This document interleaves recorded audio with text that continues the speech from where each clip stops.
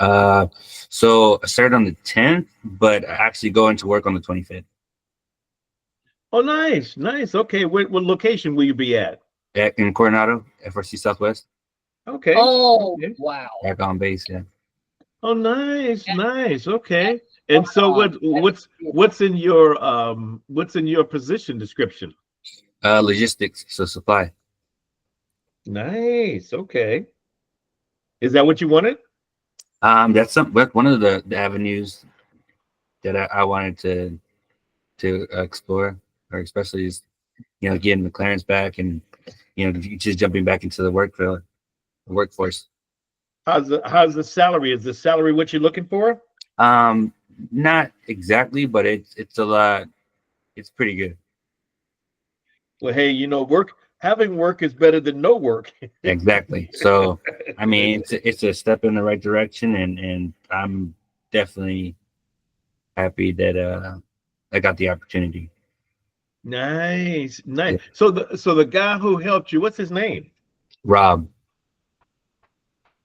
What's Rob's last name? uh, it's Miranda.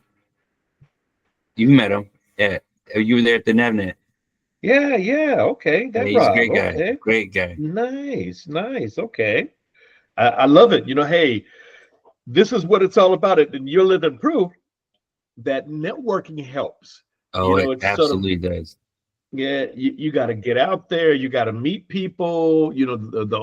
The whole nine yards. But that's really good. There, that's good news to hear. Okay, Yeah, yeah. I That's can't tell you how many resumes and applications I put in. So, well, and a lot of people do that. They mhm. they put in all these resumes, and sometimes putting in a lot of resumes doesn't always work.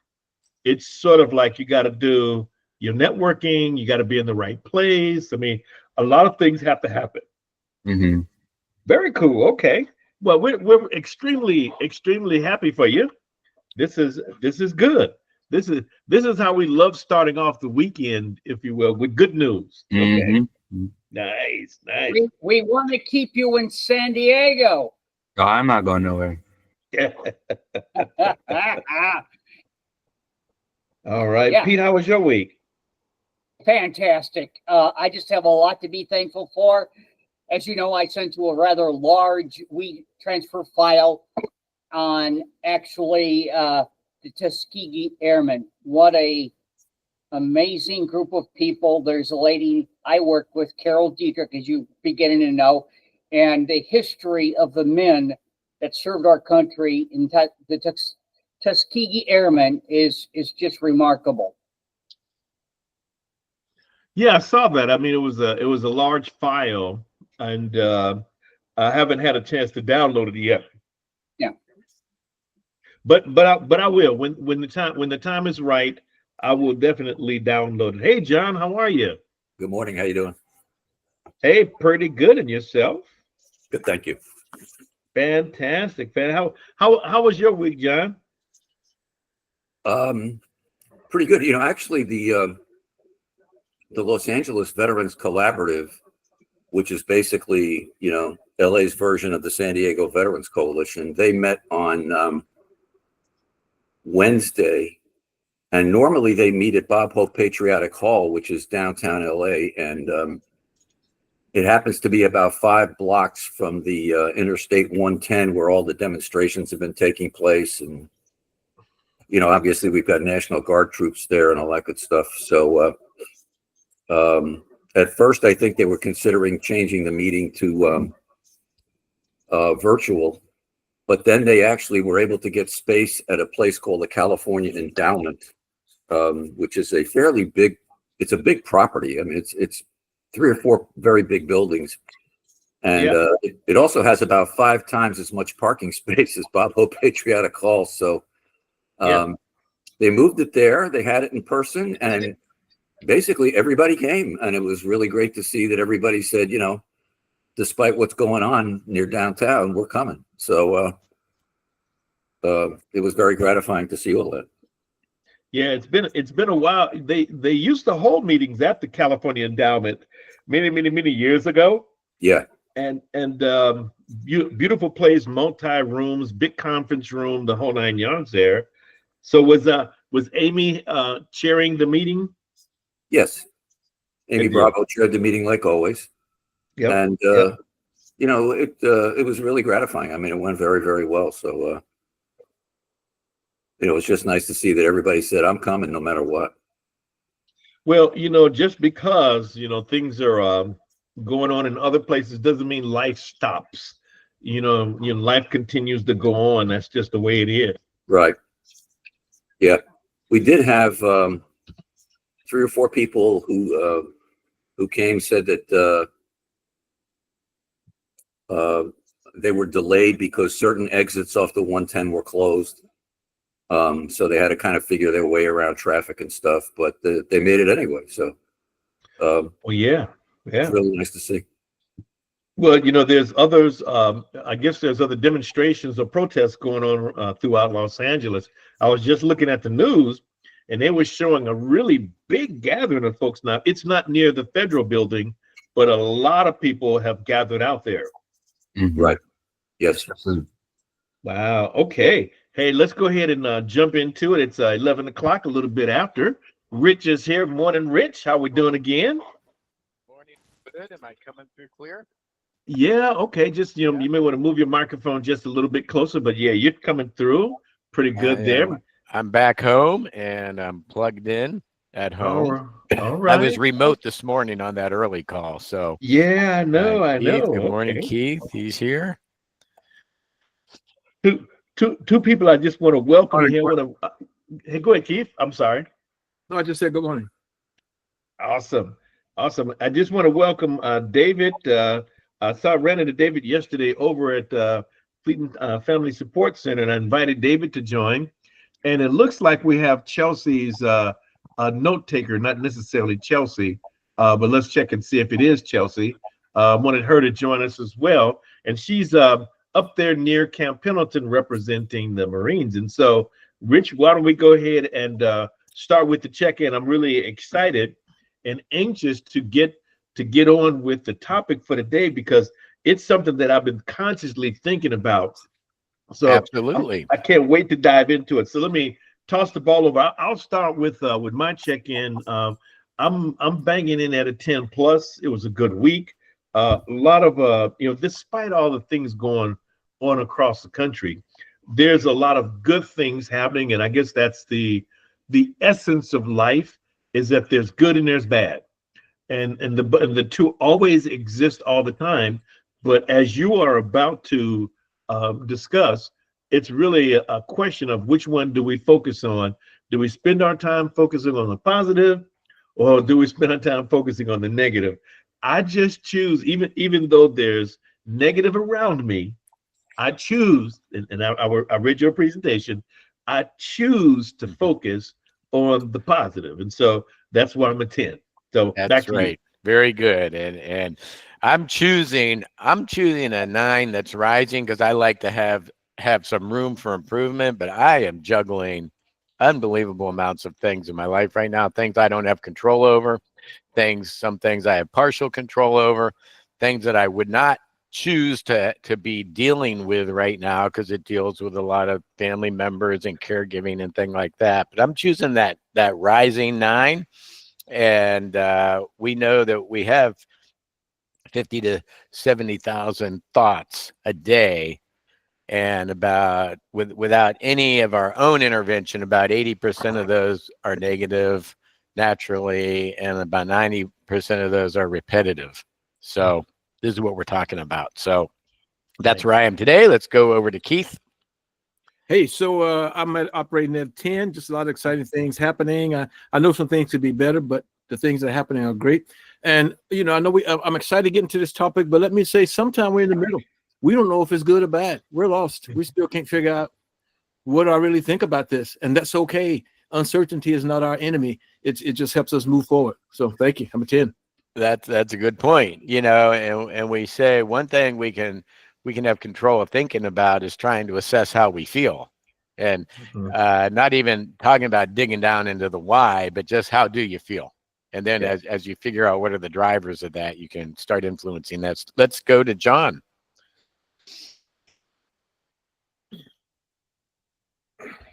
Can you hear us, John Pisano? John, you still on mute? Sorry about that. I'm checking in at a 10. Sorry, I'm counseling a grandson who is going through very difficult hockey tryouts. So he keeps calling me like every 10 minutes. So, like, you know, and I keep trying to tell him, you know, whether you make the team or not is not life and death. Okay. I mean, you know, take it easy, man. Like, cool it. There's life after hockey, you know. So Yeah. sorry about that, but I am definitely checking in at a 10. That's great. It was nice. It was nice to meet yesterday a people from a place called the Impact Foundation. As it turns out, they have been working very hard for many years, working with people who are LGBTQ, who were dismissed from the military, and they have been representing them with class action suits. And, you know, as we were talking before, you know, make a choice. Do you go to a demonstration or do you very quietly help somebody and you know, and not ask for any attention? So anyway, it's just, you know, it's always gratifying to meet folks. That's one of the things about helping vets is that every week you meet somebody else that's been doing great work for a lot of years. That's great. You know, a sister concept to Viktor Frankl and logotherapy is psychocybernetics. And that came out. There's another gentleman that was in a prisoner of war camp. I don't know, Maurice or Keith, if you remember the guy's name, but he's the one that started visualizing things in prison, like playing golf. And he visualized his favorite golf course for years. And when he came out, he shot his best game. Anyone remember the name? Yeah, that's Wayne Dyer. Yeah. Well, Wayne Dyer. Yeah. But talks about that. The actual guy that was in the POW camp. This was back Vietnam days. Wow. Anyway, I thought it was Wayne Dyer, but okay. I'm not sure. But so what he would say is, as your grandson's preparing for the tryouts, that he would visualize in his mind doing the perfect tryout. Yeah. And what that would look like, and do it over and over again. As you rehearse, your body starts adapting to that. Then when you get out and actually do it, you know, that's what athletes do, divers do that. It's very well known, you know, these days, but it's very interesting. Maybe we'll dig into that next as well. I'm gonna look up that story, Rich. That's a really good one. I like that golf game. Yeah. See if you can get that name. Okay, we'll do. Okay, let's go over to David. Hello, everyone. David Briggs here, new to the group, still active duty. Got about June 1st of next year will be my final day in the Navy, looking at retiring April. I'm a Navy counselor by trade, been in just over 29 years. Definitely looking forward to the group. Hopefully I'll be able to bring some career advising, suicide awareness, and coaching to the group. And for myself, I think I'm about an 8+. A lot of unknowns. I'm just narrowing my pathway to be more focused and hopeful going forward. Thank you, and thanks for tuning in. Maurice did send out some information on you this week. Very, very impressive. Looking forward to working with you. Thank you. Fabulous. Very good. Okay, Antonio, good morning.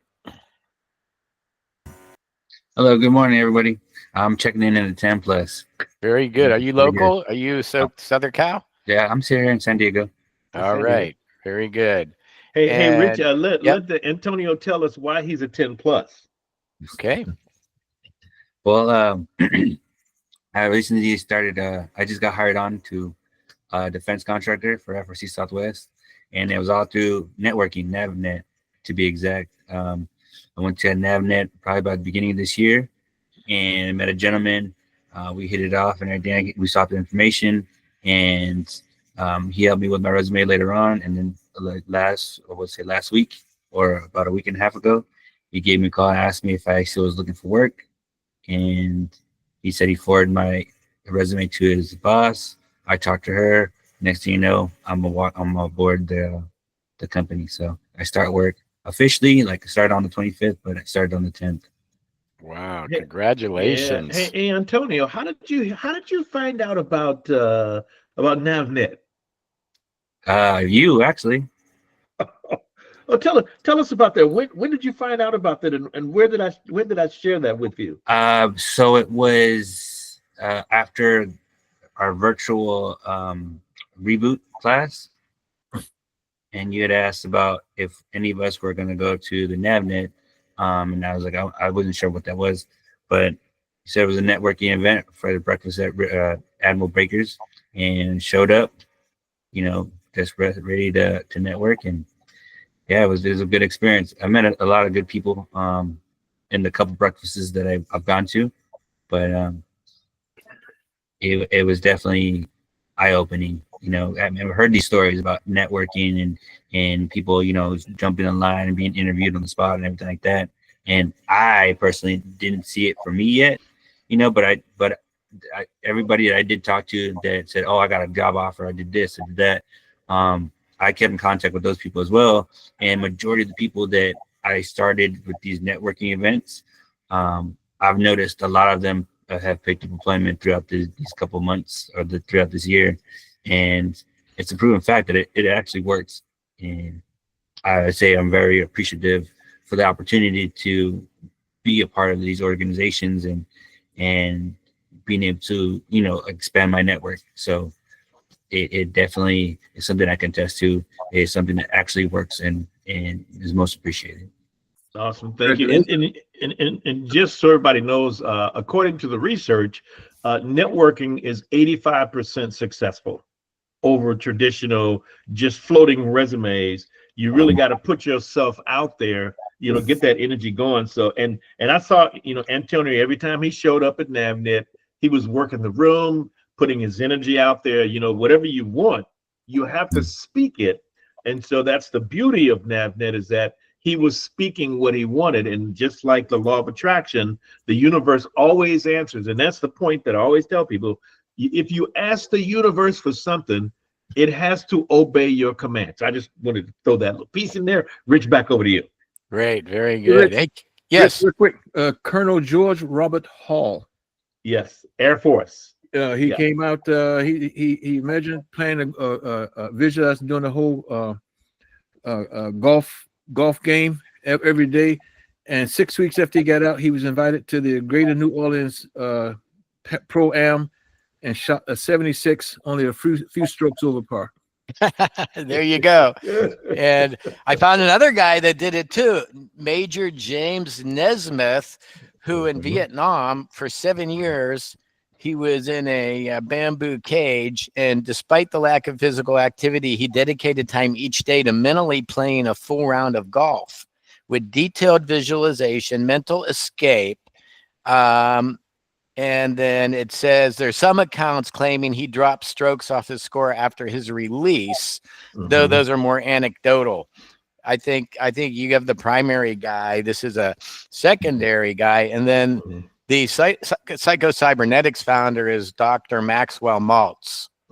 And that's been evolved over the years. It's really basically you can as you visualize things, your body will prepare for it and actually perform better. I mean, there's no hocus pocus involved in this. It's all science. Yeah. And I actually heard Nesmith speak on one day on the Midway many years ago. Oh, really? Yep. So there we go. So see what you get us into, John Cesano. You get started in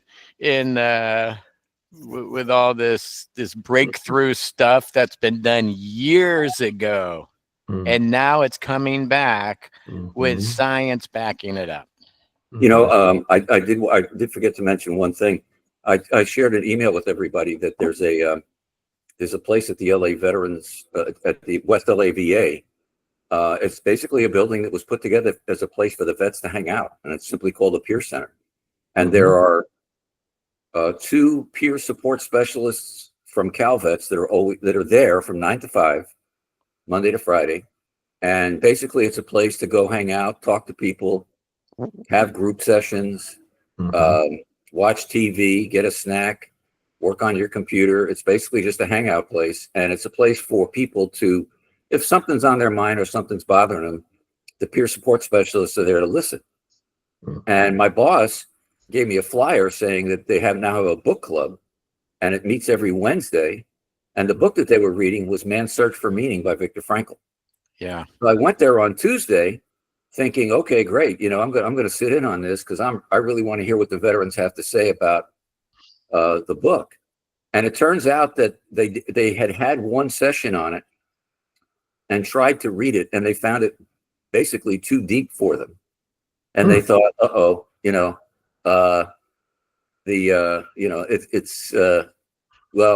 this is kind of deep. Can we go on to, to another subject? Maybe that's not so difficult.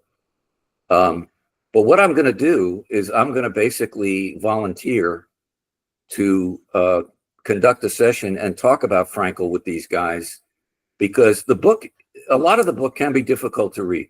Yeah. But there are so many good points in there. And basically what I'm going to do is basically say to the guy that runs it, I'd like to conduct a session where I basically tell him, here's some of the things in the book. What do you think about it? Yeah. I was going to say what's not too deep is your presentation of that book. Yeah. For example, Yeah. Yeah. And because, so you distilled it excellently, distilled it into my old keep it simple, make it real. And yeah, I would highly recommend that. So we're going to give that a shot. And as they're doing that, Maurice is working with my grandson, Christian, disabled vet, about how he can be sort of an ambassador for Reboot and so forth and get out there. And I think because he is a veteran, he might be able to do some VA speaking. If you come up with any ideas or any way how Christian can get in there, maybe speak to that book club or whatever, any organization or group, virtually or in person, because what he does is he also shares Reboot while he's doing that, because Reboot was a big part of his transformation and continues to be. And like when you said book club, I don't know how many people show up for that or what they do or with that vet center, but keep in mind if that's something where you think would add some value anywhere out there, we're kind of plugging them in, right, Maurice? Yeah. In fact, we're hoping to get Christian to come and participate in some of the actual Reboot workshops and seminars. We have one this coming Thursday on the Midway, and we'd like to get Christian to come down and participate. However, the challenge is that we're on the deck below the flight deck, if you will, but the two decks below, near the mess decks.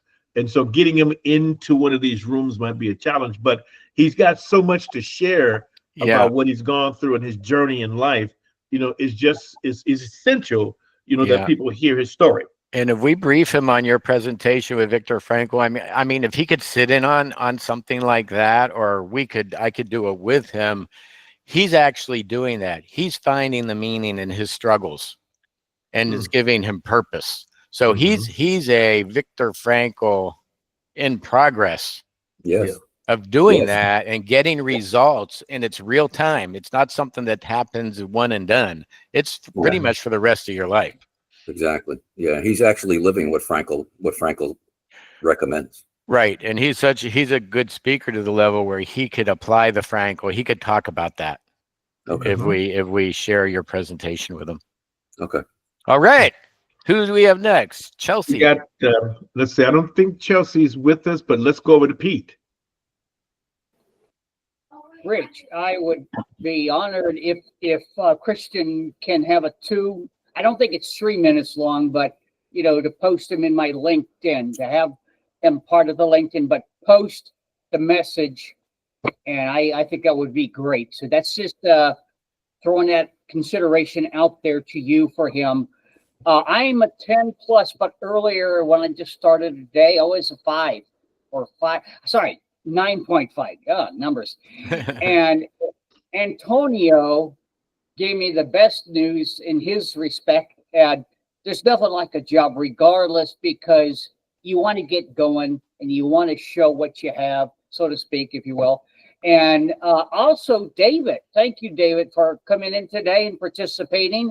You know, well, I'm a Navy brat, so yes, I'm going to say it. Go Navy. But, you know, I'm glad to see Antonio here. And David, welcome.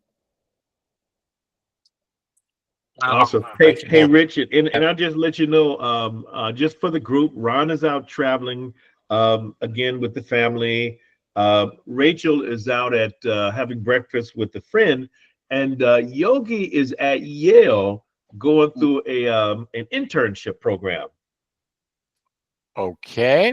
Is he physically there or Yeah, or here? he's physically on the campus of Yale. Yes. Okay. Do you know how long he'll be there? I think he's got about another week. Okay, because I got to wrangle that dude in. He's hard to pin down, and I need some things from him. Does anybody have Yogi's phone number or email address? I need both of those. Yeah, I'll put it in the chat room. All right. No. Maurice, do me a favor. Just Good. tell him that during the call this morning that John Fasano wanted to remind you, Yogi, that you are now in the pizza capital of the world, New Haven, Connecticut. That's right. Okay. All right. Okay. It's So delicious. we started last week talking about the thoughts we have today, 60,000 thoughts a day. Most of them are negative, and even more of them are repetitive in nature. So we started going through this presentation. We're going to finish it today. Just for a quick review, let me confirm that you can see the screen and hear me well. Yep. Okay. Right. So basically, we talked about the power of dopamine, which is the feel-good chemical in our brain, and dopamine triggers warm feelings and positive experiences, and that's why whenever you do events, you have behaviors or actions where you're releasing dopamine and serotonin, it tends to repeat itself. So this could be done in positive things. It could also be done like on things that might not be healthy down the road, like certain substances abuse and things like that. But dopamine, serotonin, those are the feel-good hormones. And then there's cortisol, which is a chemical in your brain that actually spurs negative thoughts because it's the survival. And it gets released when there's stress or anxiety or threat. And that gets released, and it's a negative one. It's basically for fight or flight or survival. But in today's day and age, there's so much stimulation and so much negative things. It doesn't necessarily threaten your survival, but it still releases cortisol. So if people get into a situation where they're constantly negative all day long and they have a constant drip of cortisol, that's very, very unhealthy for your body, physically, emotionally, and it actually is toxic to your brain and your body. So what we want to do is we want to understand both of these, because we can reduce the amount of cortisol, and hopefully that's just reserved for real threatening situations. And then we can do things in our thinking to increase the feel-good, healthy hormones, which also is healthy to our cells in our body. Okay. So we talked about the stress. Increasing stress and anxiety can decrease self-esteem, health, and a sense of unhappiness and dissatisfaction. And we also talked about how positive thought thinking is very healthy, but positive thinking is harder to do than negative thinking, because we're wired for that risk avoidance kind of negative thinking from the beginning of time, deep in our amygdala system. And then we had talked about, we use a rubber band around the wrist and reboot whenever you catch yourself with a negative thought. After you have awareness of what negative thoughts are, you snap that rubber band.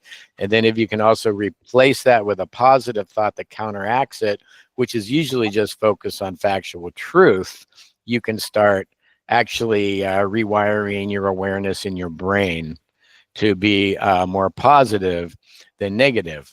And then we started talking about what are 8 strategies for turning negative and repetitive thoughts around. So if we can learn these 8 steps and more, and we practice them intentionally, we can actually start remapping our brain and our neural pathways to focusing, acknowledging and focusing on the positive, and holding back on the negative, frustration, anxiety, unless it's necessary, right? So we got through about half of these. The first one was engaging in positive self-talk, and that way we talk ourselves in a positive way that can have a significant impact on our thoughts and feelings. So you might do that by gratitude. You might do that by looking at your cup half full versus half empty, and that sort of thing. Something that we can start practicing right away. The second thing was to challenge our negative thoughts. And this is a strategy for breaking free from habitual negative thinking, right? And some people, you say, wow, someone's so negative all the time, or why am I so negative all the time? A lot of that is because the negative thinking has become habits. And a lot of the negative thinking is not really based on reality, but it's based on our perceptions and our feelings, possibly by former beliefs, how we were raised, especially when we were young, what we were told about ourselves and the world. So this is a rebooting of your thinking process, of challenging negative thoughts when we catch them coming in. Okay. The third one was cynicism in our daily life. So the negativity and cynicism, it might be yourself, it might be people you hang around with or people at work, but basically identifying what it is, where is it, can you figure out what triggers it or who is it, and not letting other people project their mental models and their fears and negativity and anger onto you. And again, you may have been conditioned from a child in a negative environment to where it's become a habit. So as you're trying to identify where the negativity and cynicism comes from, the next level is to take a look at it for what it is and balance the negative feelings with facts. And again, sometimes there are legitimate negative circumstances and feelings. You can acknowledge them and work past them. But when it becomes habitual, you need to step back and look at the facts. What is happening right now that's making me feel this way? Or what is happening right now that triggers me always to be negative, kind of thing, and that sort of thing. So now we get to, this is the new one, 4. So does anyone have any comments on 1 through 3 again? I'll go back. Positive self-talk, challenging negative thoughts, or identifying negativity and cynicism in your daily life.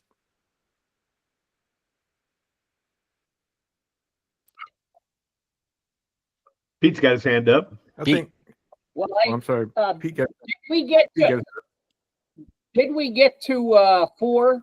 I mean, That's where we're going to go into 4 right now. God bless you, because what mindfulness was in the military in the 60s and 70s is when I was growing up as a Navy family and dad, we looked at a certain hippie generation as, oh God, you know, their mindfulness and all this. It has come into its own, and I will stop there. I don't want to spill the beans because Rich is going to deliver like he always has. So thank you. You're Rich. welcome, Pete. Mr. Gooseby. Yeah, you know, so I like this, Rich, and I'm going back to number 3. And I think sometimes we have a very simplified thinking, and we'll simplify, you know, a negative thought that we have to some fault that we have or something like that. And we don't explore what might really be going on. For instance, a simplified thinking is when I don't get something done is I'm just lazy. Well, you may not be lazy. You may be ill and don't even know it. You may have something going on with you physically, mentally, whatever. You just don't even know it. So I like this. You know how this connects to our daily lives. Thank you. Yeah, Keith, I had someone I was coaching just yesterday, and a family member actually, and they said, I don't know why, I'm lazy. I just don't get stuff done. I know I need to do something, but I figure I could do it later. You know, it was like your normal procrastination cycles. And then they were kind of like talking themselves down and everything. And I said, I don't think it's that you're lazy. I think you have not thought about your why you want to do these tests, the compelling why. Why are they important? And because it's like busy work. It's like making phone calls or cold calls or these things. And I could see that's not fun for this person. So they kind of put it off. But if you have a compelling why, if you say, I know why I need to call this person, I might not enjoy making the phone call, but if the why is bigger, your why becomes your motivator. And all of a sudden it becomes easy. Antonio's got his hand up, and then I'll go after Antonio. Okay, what I think about when I read this question is like the unknown, right, and filling the silence. So, things happen in our lives that we got to deal with, that aren't the greatest, or that is going to be with us for the rest of our lives, and not knowing, all the answers to that, we fill that silence with negativity. So, I feel like having that reinforced capacity to believe in yourself and get your mindset right is the most important, because I mean, like, if you have like an injury that's the last one, or you're disabled and you don't feel the best every day you wake up, but the best thing apart about it is that you did get a chance to wake up, and you can continue to grow and adapt to whatever life throws at you. That's right. Well said. Yeah, and I would add that negativity or cynicism, I believe it comes in many forms. Whether it's directed towards yourself or towards others. And I can say that specifically this week, I've had like several opportunities for cynicism and even negativity towards others that I had to consciously practice to subordinate it, not allow myself to have those thoughts, but to really, again, get my brain to think, hey, it's not their fault. That's just the way they are. Hey, practice understanding and all of that. And so for me, that's the trap, which is practicing negativity and cynicism for others basically sets you up for yourself also, because you begin accepting it. Like, oh, okay, I'm just in a habit of criticizing, versus I just tried to practice the habit of just understanding people, and my little thing that I was thinking about this week is that everybody has their own unique, different owner's manual, and you have to figure out how to read each one. That's a good point. For me, if I'm around too much negativity, or I'm finding myself, excuse me, it drains my energy. It completely drains me. But if I can be in a positive environment and be focusing on positive thoughts and building and creating, it actually fuels my energy. Well, and Rich, I'll just add that, as far as the subconscious mind is concerned, it's just reading the energy. That's right. It's not necessarily reading the intent.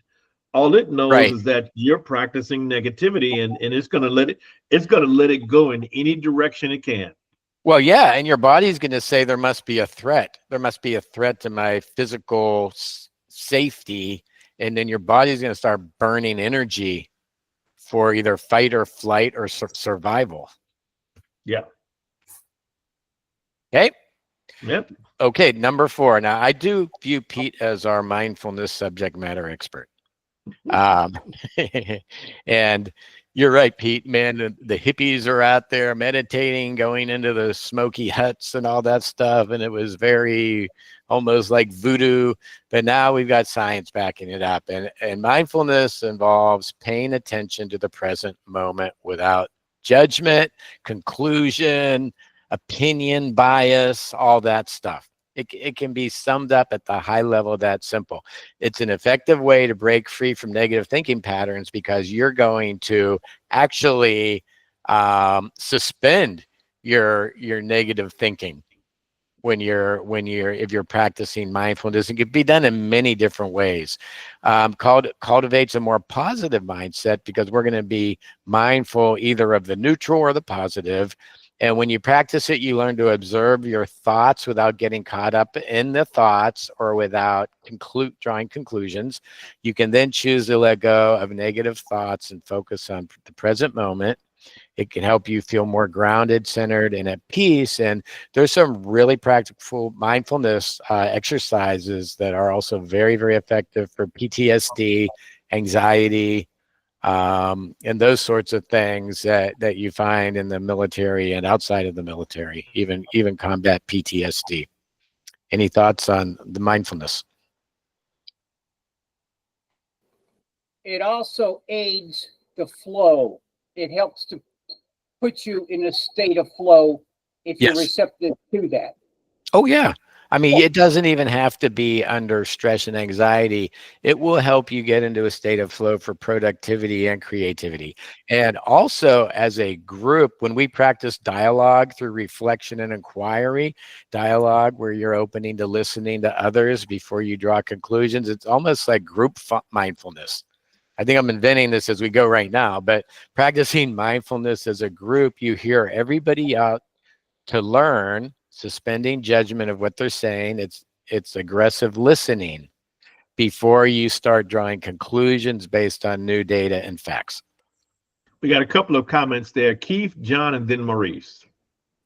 Yeah. So, the group in a group, mindfulness as it applies to listening. That's I think it's almost self-explanatory. Just be quiet, listen, don't get ahead of yourself, etc. But what do you do? And I'm asking this question for the person who their mindfulness really just has to do with themselves. It has to do with finding themselves, recentering. What's a good, short, impactful way to get a person to believe in the mindfulness concept?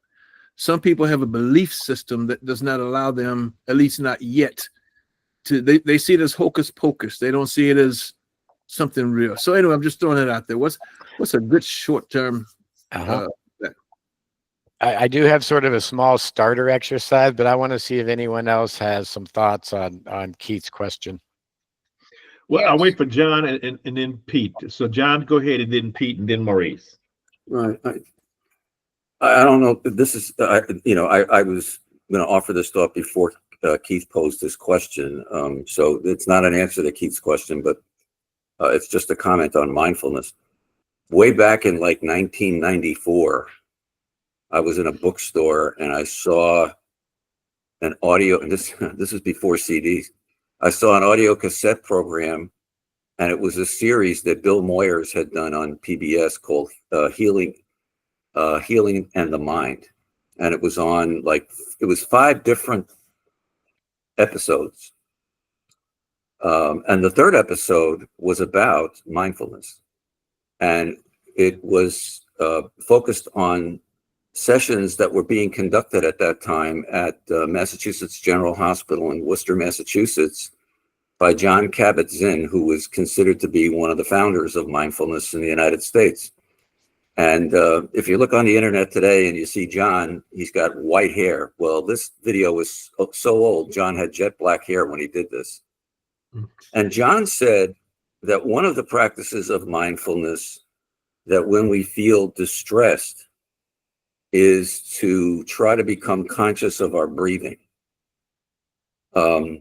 John basically has this, one of the things he teaches is that whenever you're stressed out or upset, I can almost guarantee you that you're absolutely not conscious of your breathing. But if you take a moment and basically just take some deep breaths and listen to them, listen to the sound of your breathing, okay, it will recenter you and it will relax you. And I just wanted to mention that because, John said, yes, he would have people, his students would have to go home and do mindfulness for 45 minutes a day, basically lie down on the floor. And basically, whenever thoughts came to them, John said, just make sure you don't judge them. Just go, oh, that's a thought. That's nice. Don't judge it. Don't say it's a good one. Don't say it's a bad one. Don't get upset about it. Don't get happy about it. Just say, okay, that's just a thought. Mm-hmm. And try to stay focused on your breathing. And whenever a thought comes to you, just don't judge it. Right. That's good. Nice. Pete, and then Maurice.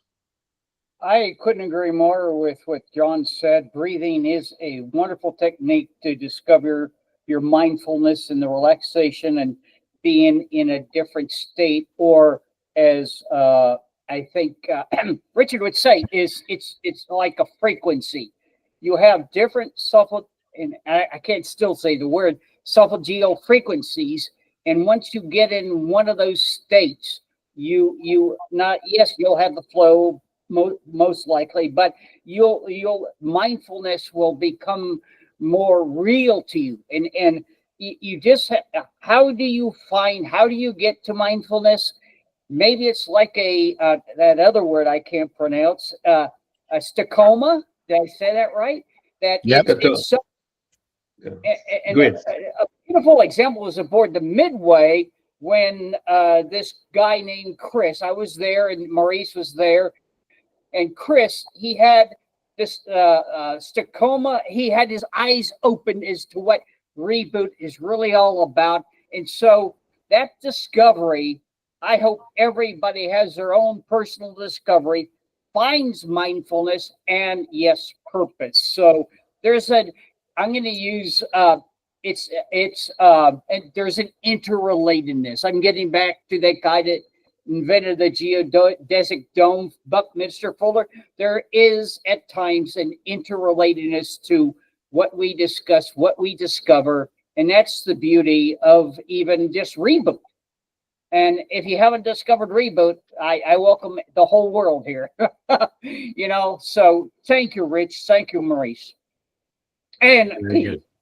So I'll just kind of say, let me just add a comment, Pete. I think when you say discover reboot, my preference would be discover yourself, because that's really what reboot is all about, which is discovering you, where most people spend, and think about it, we all spend our entire lifetime looking outside, always looking out. Rarely are we looking on the inside, because again, a lot of things are taken for granted. It's that autonomic control system. And as Lou Tice calls it, we achieve a state of mindful efficiency, or excuse me, mindless efficiency. And remember, Rich always tells us that the brain is always seeking to be conserving energy and operating as efficiently as possible. And so again, it doesn't want to overload itself if it can avoid it. What Lou Tice says is that the brain and the mind is always trying to find the most common state of mindless efficiency. And so that's what it is. But to your point, Rich, however, once you get there, it could be negative. That could be a negative state. And so how do you get out of that? And so again, the goal is to go from mindless to mindful. And I'm noticing the words that you're using up there, number 4, which is a very active word where you're saying practice mindfulness, because again, that's something that you have to do. You can't take it for granted, because we got the built-in autonomic system. Everything that we do, which is the basis of what you're talking about, Rich, is all based upon an automatic system that works on its own without us consciously thinking about it, because that's the way the system is designed. And Right. Again, it's all that garbage in, garbage out. Once you get bad habits in, those habits become normalized, and they may not serve you very well. And then, and bad habits could be bad habit thinking too. Yeah. So, it's all That's of that. right. Yeah. Yeah. And I believe it is a skill. And with practice, you can develop that skill. So several years ago, when I was at Boeing, they sent a few of us to a program, a 2-year program at MIT on presencing. They had what they were called the Presencing Institute. And it included a lot of mindfulness, so that you can actually identify areas for improvement that lead into the rapid prototyping we talk about, and then the scaling out. But they had some exercises, Maurice, for how to start developing yourself for mindfulness. And it was really cool what they did. And we did it for about 5 days. So what you do, the first thing you do is you go outside somewhere into your yard or anywhere, and you sit down somewhere. And this is the hardest thing people could ever do. You sit there silently, and you might start off with 5 minutes, 10 minutes if you're really good, but you sit there for for 5 minutes, maybe on a park bench, and you relax and you just listen. You can close your eyes if you want to. And what you do is you intently listen. And on this first day, the things that you hear, you take a little notebook and you write down everything you hear. And if you can do that for 5 minutes, I mean, because some people go crazy after 60 seconds of not doing anything, but 5 minutes or even 10 minutes, you just listen and you write down what you hear. And after a couple minutes, you say, oh, I hear a car, I hear, this. After a couple minutes, you start hearing things that you had not noticed before. You start hearing the birds singing. You start hearing the wind blowing through the leaves and that sort of thing. So what you're doing is you're opening up your aperture for just listening in a way where you're just sitting there and letting it come to you. And then you write it down.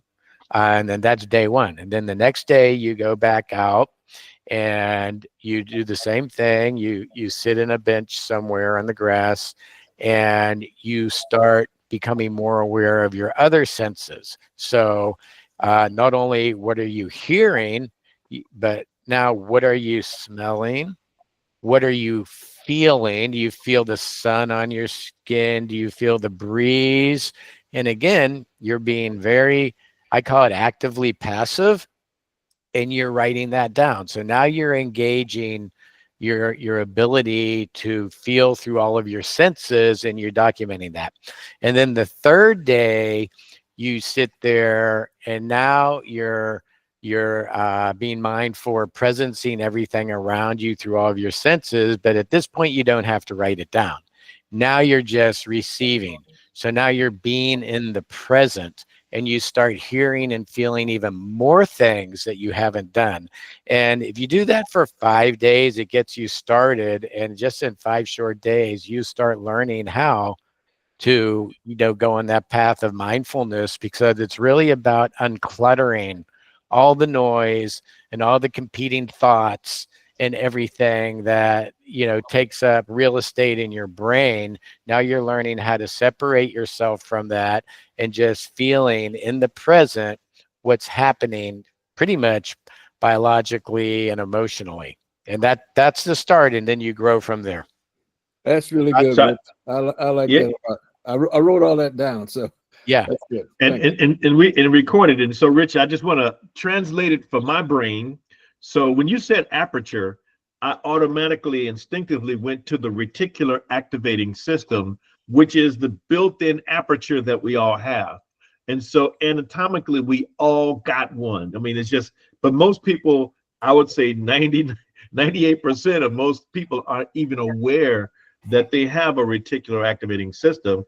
And as Pete mentioned before, well, whether or not you hear a sound or not, even though the sound is there, means that your reticular activating system created a scotoma that has blanked it all out. And so now it's not even background noise. You just don't even hear it, even though it does happen. And so what you're saying is that in this reflective state of mind or consciousness, you're recalibrating your reticular activating system to bring in sounds and emotions and things that you have allowed yourself to blank out. Right. But now you're bringing it back in. That's what it translates to me.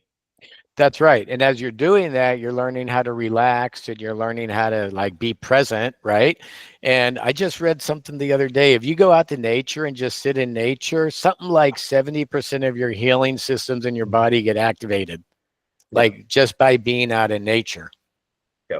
But you got to learn to let go. You do. And again, and the point is understanding all of the subsystems. It kind of goes back to the owner's manual. Keith's got his hand up. Go ahead, Keith. No, real quick. I just wanted to add that's really good, and I like the part about the 70% healing. I'm trying to write all this down as you're talking, and I think the starting off point for some people is you got to really want to do it, because someone can tell you to go sit in the park for 5 days, or even your backyard or whatever, and if you don't really want to do it, you probably get to day 2, and you finish. You know, Yeah, so why am I here? it's Yeah. something, your why. Back to your why. Thank you, Maurice. Yeah, back to your why. Thank you. That's right. Absolutely. So, yeah, and if you're coaching people, you have to have the why. You know, this is what it does. If you want to do it, it really is a really low investment to do that. And, you know, some people can't even sit for 60 seconds without getting antsy. Well, again, so what determines whether or not your reticulate your RAS works or not is really based on values of threats. Again, now it becomes more personal and deep. Either it's something that you want and you want it really badly, or it's something that's going to kick your butt if you don't pay attention to it. Yeah. And those are the two main motivators. That's right. And again, these are strategies for turning your negative and repetitive thoughts around. So basically, that exercise we just talked about is uncluttering thoughts out of your mind, learning how to do that. And as you learn that in the future, when you get that skill, if you're in a negative situation or anxiety, or even if it's a real threat and you need to chill, you know how to step back and then practice this mindfulness or presencing technique, which can actually separate you from very negative situations very quickly. So, Rich, apply this to active duty individuals, in terms of how to enhance and improve morale and productivity. Is it important for people to understand what makes them tick in order for them to be a better soldier, sailor, airman, and marine? And Keith's got his hand up. Go ahead, Keith. Help us out with that. Oh, okay. That wasn't what I had my hand up for, but Okay. I was going back to what Pete said earlier about the hippie days, and as you're talking, I reminded of John Lennon saying, I forget the name of the song, but he talks about watching the wheels go round and round. And one of the lines he says is, "I tell them there's no problems, only solutions." And it took a while for me to. I love the lyrics. The lyrics were cool, but this kind of helps open it up. Yeah, there's problems, but don't look at the problem. Just look at the solution. That type of thing. So that's good. Thank you. Hey, I was just envisioning Keith with an afro back in those days. Oh, I have one, bro. Picture me with one. I know. Can you picture me with one? Yeah, a curly afro. I had a curly perm. I'll bring a picture out. Rich, I may not have the question absolutely correct, but you talked about the question about how does this apply for active duty personnel, people on active duty. And I think if we can get people to just kind of recenter sometime, quit looking at what's right. I was doing a presentation the other day, and the lady brought up in this group, when you're not supposed to be talking about diversity in the Navy, right? But she brought up in her own way how, there's some people in leadership who, they put in rules in place that don't allow us to do blah, blah, blah. And my short answer to her was, and the group was, I joined the Navy in 1974 when we didn't have these kind of discussions anyway, and we're still able to navigate it. And so it all depends on what you're focusing on. Are you focusing on that someone took away a tool you had, or are you focusing on the tools that you have? And that makes a difference. So thank you. Yeah, right. And I think, if you take charge of your own mindfulness or well-being thinking, whatever you want to call it, that's something that you can control. No one can take that from you, even if your environment's toxic. So like, I know when I was, people at Boeing, especially managers and leaders, they would be in meetings from sunrise to sunset, like meeting after meeting after meeting. They would just get drained throughout the day and get agitated and anxious. But if you can take 5 minutes, if you have a couple of minutes in between meetings, you can close your eyes and you can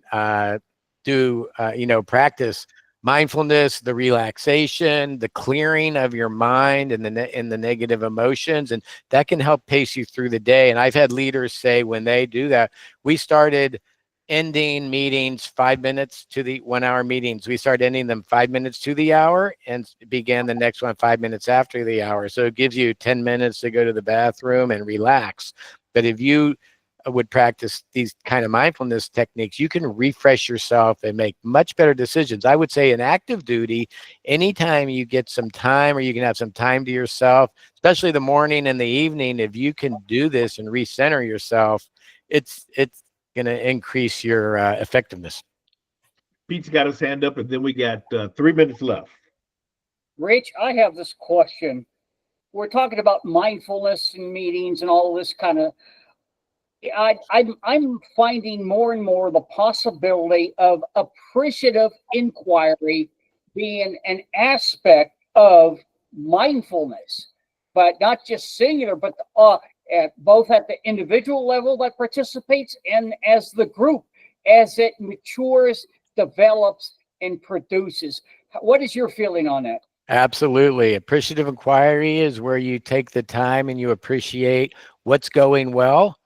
What are the positive aspects? Because again, we like to focus on the negative and just everything is like doomsday and negative. So under appreciative inquiry, you start with appreciation and gratitude. And I agree with what you're saying, Pete, because to actually do that, you're shifting your mindset and you're shifting your mindset into that mindfulness. So I would say, hey, we're going to start off. We're here having a meeting about a really bad subject, where things are not going well, but we're going to take 5 minutes and we're just going to be silent and we're going to clear our minds and we're just going to relax and breathe and feel how we're seated on the ground. And we're going to, depending on what level of mindfulness or whatnot or relaxation, Pete, it definitely impacts group productivity and creativity. So, Rich, we're thank you, Rich. We're out of time. Who would have you thought? Want to wrap it up? Who would have thought that we're coming back to this next week, because we've got 8, and then I have a little bonus slide if we need something else, but we are really into the application of these things. And it's not only just turning our thoughts around, but these are practices of personal effectiveness and productivity, right? So we talked about engaging in positive self-talk, challenge your negative thoughts, identify negativity and cynicism in your life, practice mindfulness, and now we're going to get into gratitude solutions and other things. So, I hope this is being helpful. I think this is really practical. And go ahead, if anybody wants to try, start with 1 minute, 3 minutes, 5 minutes of sitting mindfully, presencing, and just write down what you hear and then add your other senses each day. Do that for 4 or 5 days and come back next week and tell us how that's impacted your life. Awesome. That's the challenge. Perfect. And on that note, thank you, everybody. Have a great weekend. Awesome. Thanks for dialing in. Great conversation. Happy Father's Day. Happy Father's Day. Happy Father's Day, everybody. See you Happy later. Father's Day. Take it easy.